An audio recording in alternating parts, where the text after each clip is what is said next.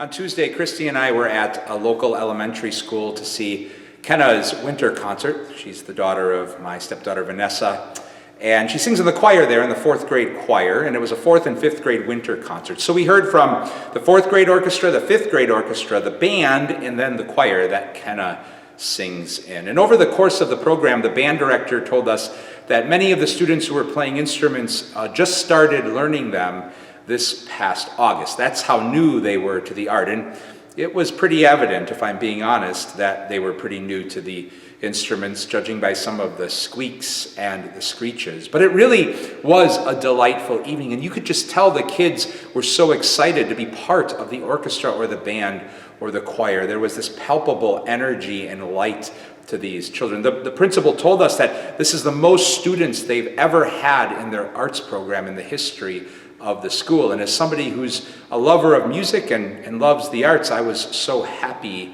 to hear that.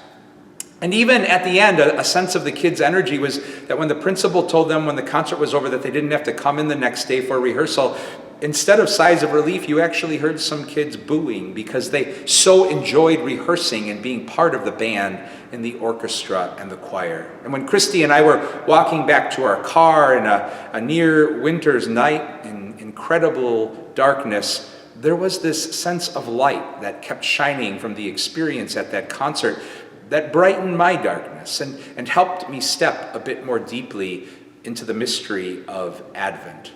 Advent is a season that we celebrate as the nights are growing longer and the darkness is growing deeper.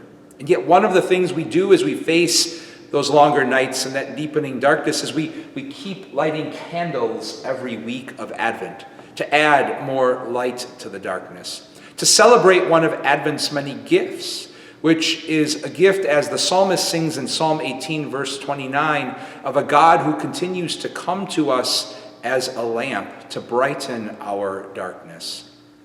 And then that is an Advent invitation to pause and pray today, reflecting on the reality that sometimes we find ourselves journeying through some pretty long and dark nights, but also to reflect on and celebrate the gift that's offered to us on that journey in so many different ways. The gift of some holy light to brighten that darkness, to help us see a bit more hope, a bit more promise, to help us see a bit more Advent.